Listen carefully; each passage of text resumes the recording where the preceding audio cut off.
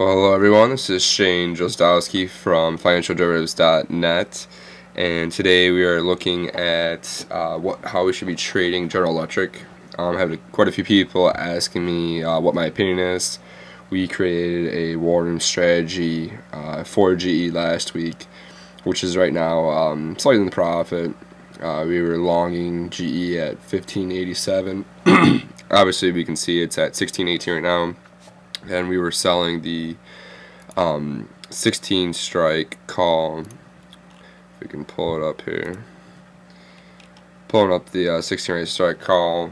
We were selling that for roughly 87 cents, giving us a max profit of just about $1, which isn't too bad of a return for about a 45-day period on a $15 investment. So looking forward, people are concerned, things are going in the direction, so let's just kind of continue to analyze these charts and see if we can't make some conclusions. The first thing I want to note is that the monthly chart is definitely in a positive uptrend.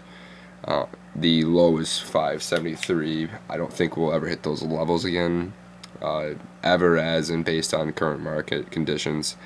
Maybe the farthest we'd be tracing in maybe around $10 a share, but again, I don't really see that happening. Then again, nobody really saw hitting 573 anyways. So we still have a buy signal, excuse me, on the CCI. On the monthly, looking at the weekly, we have a nice uptrend, but it's starting to break down.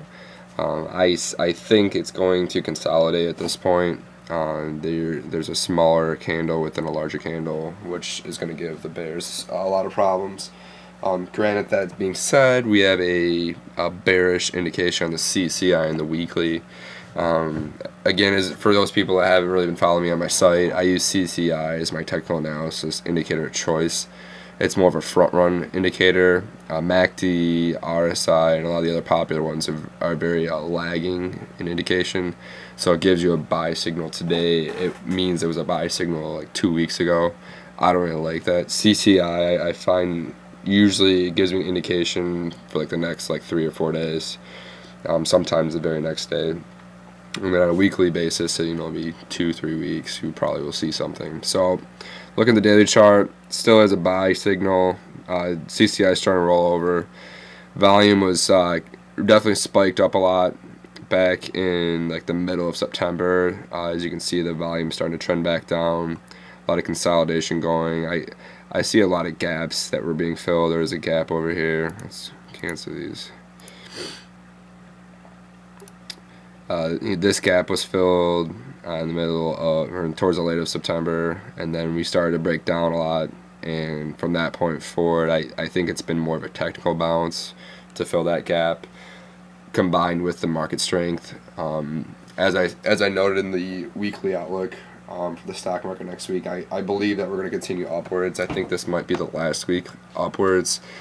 The 50% retracement level is roughly 1,125 on the S&P 500.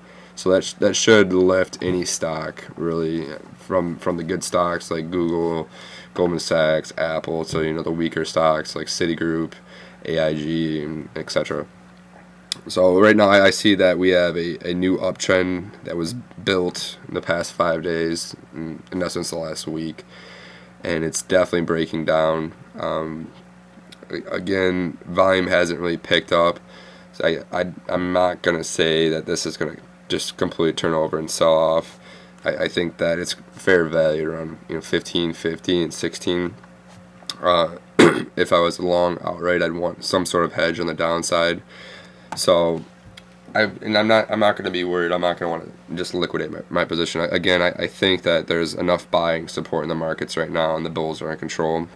So what I would do right now is I'd look to buy GE, and I'd have a hedge. Maybe I would write a call option against it, kind of like what we did in the strategy session of last week. So this is what I'm going to do right now. I'm going to show you what we would do, and we're going to buy a covered spread here with stock. Basically, we have to sell the stock at $16 per share if it closes above $16 per share on November's expiration in 40 days. and at that point in time, our cost base is going to be 15.22 roughly.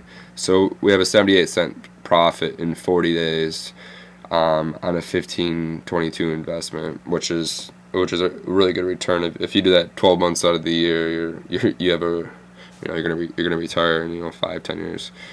So with that being said, I still want some downside protection. There's a good possibility that things could get ugly again.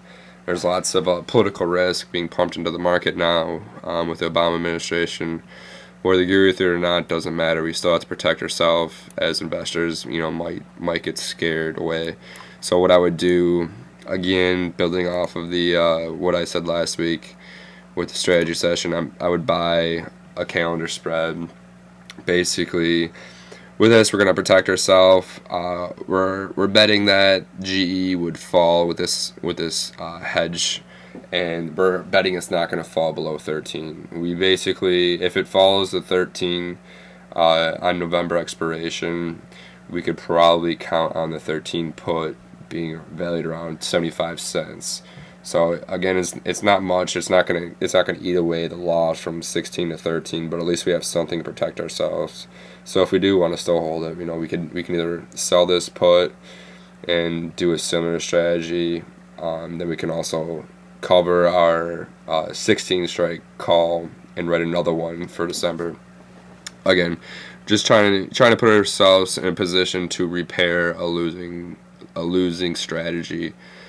Using options. So having the buy right spread and then having the calendar spread as a sort of protection really will protect us for most situations, unless there's the end of the world, then it's the last thing we have to worry about. So looking forward, if you're long GE, I wouldn't sell it. I just make sure you'd have some hedges on it, as I think the market is going to continue upwards, and GE kind of has a topping feel. And again, 80-cent return roughly on 15.20. I'll pull up a calculator for you.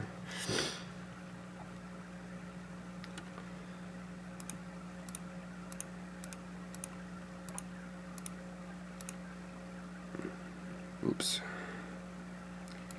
80-cent return. Let's try this again. 15.20. Roughly 5%. So again, not bad. It's not not hitting the lottery per se, but we're not in business to hit the lottery. We're in business to make long-term, consistent returns. So good luck this week. If anybody has any questions, you can always email me. You can get my contact information at financialderivatives.net, and that is it. So enjoy your new week. Good luck and happy trading.